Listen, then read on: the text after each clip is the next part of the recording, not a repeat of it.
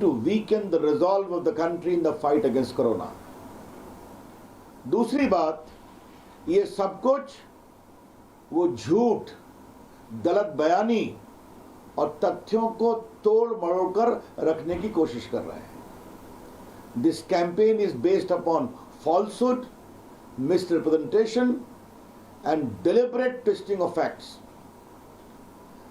आज मैं विस्तार से राहुल गांधी के इस पूरे आचरण को रखूंगा, थोड़ा ये लंबा रखूंगा, बाद में आपका इसका रिटर्न नोट भी मिलेगा और फिर जो जवाब होगा, आपके प्रश्न होंगे, उसका मैं उत्तर दूंगा. तो थोड़ा मुझे आप समय दीजिए. पहली बात राहुल गांधी ने कही कि लॉकडाउन हैज फेल्ड. मैं हमेशा कहता हूं कि राहुल गांधी तो होमवर्क करते नहीं, बेबुनियाद आरोप लगाना उनकी फितरत बन गई है. अगर चीन को हम हटा लें, क्योंकि चीन को लेकर कई सवाल उठते हैं, तो देश के जो 15 दुनिया के देश हैं जहां कोरोना एक बड़ी बीमारी बन चुका है, उसकी आबादी है टोटल 142 करोड़. उसमें अमेरिका भी है, इंग्लैंड भी है, यूरोप के France, Germany, Italy, Spain, Iran, Canada, Saudi Arabia, Russia, सभी देश हैं. तो दुनिया के 15 बड़े देशों की आबादी जहां कोरोना है, चाइना को छोड़कर 142 करोड़, और भारत की आबादी है 137 करोड़. अब इस 142 करोड़ वाले 15 देशों में कुल कितने लोग मरे हैं? कल 26 मई सायंकाल 6:30 बजे की मैं रिपोर्ट दे रहा हूं, 3,43,562 लोग मरे हैं. Out of these 15 countries having 142 crore population afflicted maximum by corona, the total death till yesterday evening 6:30 as per WHO report is 3,43,562. Bharat की क्या स्थिति है? भारत में 4,345 लोगों की डेथ हुई है. तो 142 करोड़ की आबादी 15 देशों की कुल दुखद मृत्यु 3,43,562. भारत की आबादी 137 करोड़, कुल डेथ 4,345. और रिकवरी कितनी है? 64,239, मोर देन 41%. मृत्यु कहीं भी हो दुर्भाग्यपूर्ण है, लेकिन कोरोना की कोई दवा नहीं. दुआ है और लॉकडाउन है. तो लॉकडाउन करके माननीय प्रधानमंत्री नरेंद्र मोदी जी ने जो हिम्मत दिखाई है, जो देश को नेतृत्व दिया है, जो पूरे देश को एक साथ जोड़कर काम करने की कोशिश की है, उसका यह फायदा है. Mister Rahul Gandhi, the prime minister Narendra Modi is playing from the front foot, and because he is playing from the front foot, उसका नतीजा हमारे सामने है. ये उनको समझने की जरूरत है. अब थोड़ा मैं राहुल गांधी के बारे में विस्तार से बताना चाहता हूं. देश का संकल्प उन्होंने कैसे कमजोर करने की कोशिश की, इसको 4 खंडों में रख रहा हूं. Spreading negativity, working against the nation during crisis. तीसरा, हंग्री फॉर फॉल्स क्रेडिट. चौथा, से one thing does something else. और 5वां है मिस इन्फॉर्मेशन और फेक न्यूज. अब देखिए, जब प्रधानमंत्री जी ने देश से आग्रह किया कि डॉक्टरों के लिए, नर्सेज के लिए, पैरामेडिक स्टाफ के लिए, एम्बुलेंस ड्राइवर के लिए हम लोग ताली बजाएं, घंटी बजाएं, उनका हौसला बढ़ाएं, तो पूरे देश ने एक साथ खड़े होकर घंटी बजाई, ताली बजाया, और पूरी दुनिया उस ताली बजाने के मॉडल को फॉलो कर रही है. राहुल गांधी का ट्वीट क्या था? मार्च 21 को मैं ट्वीट पढ़ता हूं. उन्होंने कोरोना वायरस हमारी नाजुक अर्थव्यवस्था पर एक कड़ा प्रहार है। ताली बजाने से उन्हें कोई मदद नहीं मिलेगी। आज नगद, टैक्स मदद, टैक्स ब्रेक, कर्ज अदायगी पर रोक जैसे एक बड़े आर्थिक पैकेज की जरूरत है। तुरंत कदम उठाएं। तो पहला काम तो उन्होंने, जब पूरा देश ताली बजा रहा है तो उसका उन्होंने एक प्रकार से खंडन किया। याद होगा कि मोदी जी की अपील पर देश में ऊर्जा बढ़ाने के लिए यह आग्रह हुआ था कि देश के लोग दिया जलाएं। और आपने कई टीवी चैनल पर, अखबारों ने दिखाया होगा कि गरीब लोगों ने अपने टेंट पर फुटपाथ के किनारे भी दिया जलाया था, देश की एकता को मजबूत करने के लिए। राहुल गांधी ने क्या कहा? India is simply not testing enough to fight कोविड-19 virus, making people clap and shining torches in the sky isn't going to solve the problem। जबकि विपक्ष के बहुत से नेताओं ने भी ताली भी बजाई, घंटी बजाई और दिया भी जलाया, तो राहुल गांधी का यह हाल था। अब आप देखिए, सबसे दुर्भाग्यपूर्ण बात, कोरोना की लड़ाई में उन्होंने देश की एकता को खंडित करने वालों को भी अपनी शुभकामनाएं दी, उसके लिए प्रयास करने वालों या उसको पब्लिसाइज करने वालों। याद होगा कि पुलिट्जर अवार्ड मिला था दर यासीन, मुख्तार खान और चन्नी आनंद को उनके फोटोग्राफी के लिए। उनको मिला, ये उनका विषय है। लेकिन राहुल गांधी ने क्या कहा? उन्होंने कंग्रेचुलेट किया कि उनको काफी उनका अभिनंदन किया। वो ट्वीट सबके सामने है।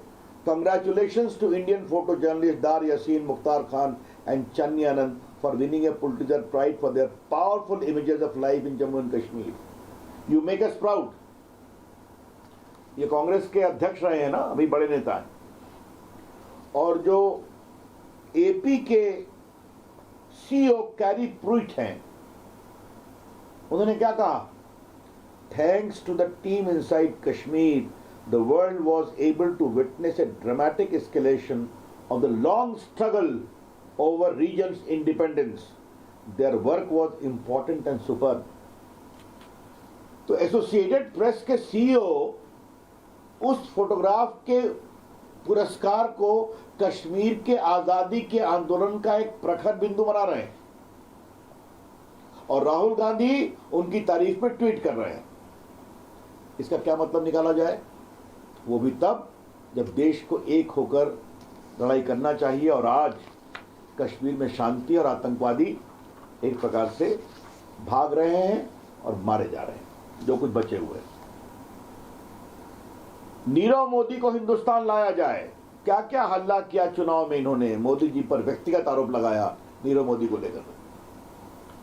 और उनके कांग्रेस के एक इंपॉर्टेंट वर्कर जो बॉम्बे हाईकोर्ट के रिटायर्ड जज हैं अभय टिपसे, वो एक एक्सपर्ट विटनेस के रूप में लंदन के कोर्ट में अपना ओपिनियन भेजते हैं कि नीरव मोदी के खिलाफ कोई केस नहीं बनता।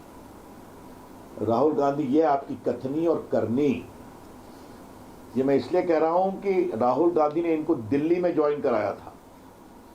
पूर्व मैंने आपसे चर्चा की थी, जज साहब वही हैं जिनका रिटायरमेंट के 8-10 महीना पहले मुंबई हाईकोर्ट से इलाहाबाद प्रशासनिक कारणों से ट्रांसफर हुआ। He was transferred or administrative reasons। अब देखिए, अपनी पब्लिसिटी और क्रेडिट के लिए उतावलापन, ये जो भिलवाड़ा मॉडल है, इस पर सोनिया जी ने कहा कि राहुल गांधी की वार्निंग के कारण भिलवाड़ा में कोविड को नियंत्रित किया गया। ये चर्चा आप लोगों ने देखी होगी, तो मैं और तो नहीं कहूंगा। वहां की किस्मत गुर्जर एक सरपंच है, उसने कहा कि भिलवाड़ा में जो भी सफलता मिली है वो वहां के लोगों के प्रयास के कारण है। तो केंद्रीय मंत्री रविशंकर प्रसाद को आप सुन रहे थे। उधर देश में कोरोना के मरीजों की संख्या बढ़कर 1,51,767 पहुंच चुकी है। पिछले 24 घंटे में कोरोना के 6,300 से ऊपर मरीज सामने आए। वहीं 24 घंटे में कोरोना के 170 मरीजों की मौत के साथ ही कोरोना की वजह से हुई मौत का आंकड़ा 4,337 तक पहुंच चुका है। देश के ज्यादातर राज्य कोरोना वायरस से जूझ रहे हैं, लेकिन इनमें कुछ राज्य ऐसे हैं जहां कोरोना की चपेट में आने वाले मरीजों की तादाद है वो बहुत ज्यादा है। वहां कोरोना के मरीज भी बहुत ज्यादा हैं। सबसे खराब हालत महाराष्ट्र की है, जहां पर कोरोना मरीजों की संख्या लगातार बढ़ती जा रही है। वहां पर मरीजों की तादाद 52,000 के पार पहुंच चुकी है। कोरोना से जूझ रहे राज्यों में तमिलनाडु दूसरे नंबर पर है, जहां अब तक कोरोना के मरीजों की संख्या 17,000 के पार पहुंच चुकी है। वहीं कोरोना मरीजों की संख्या में तीसरे नंबर पर गुजरात है, जहां 14,460 मरीज हो चुके हैं। दिल्ली चौथे नंबर पर है, जहां कोरोना मरीजों का आंकड़ा 14,000 के पार पहुंच चुका है। पांचवें नंबर पर राजस्थान है। अब ये कैसे महाशय हैं, क्या काम करते हैं, क्या क्या बोलते हैं, कैसे ट्वीट करते हैं, ये देश को जानना बहुत जरूरी है।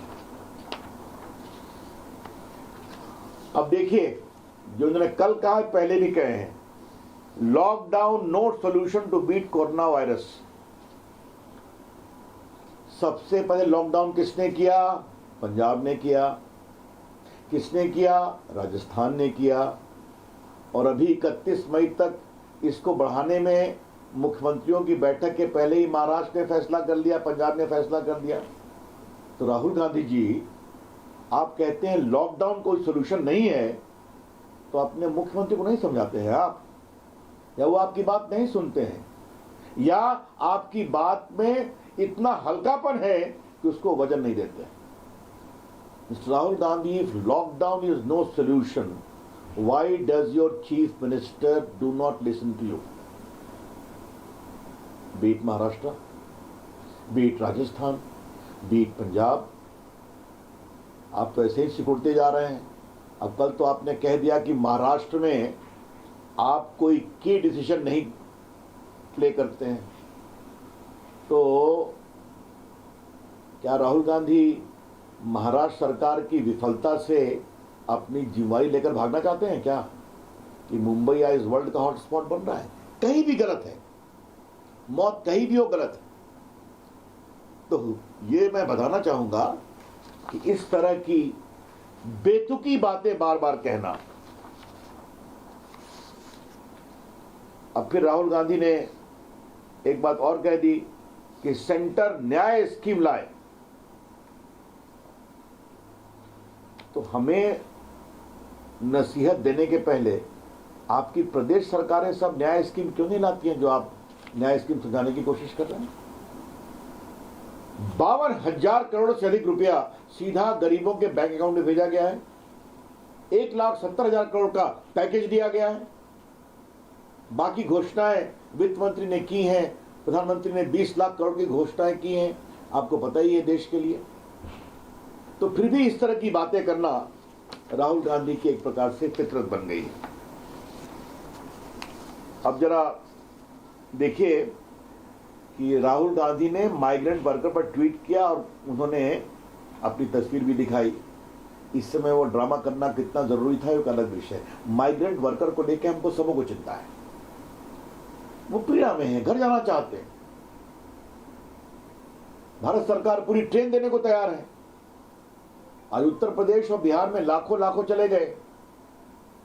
शायद यूपी में लगभग 1000 ट्रेन से लोग विदा हो चुके। बिहार में भी संख्या 600-700 के ऊपर पहुंच गई है।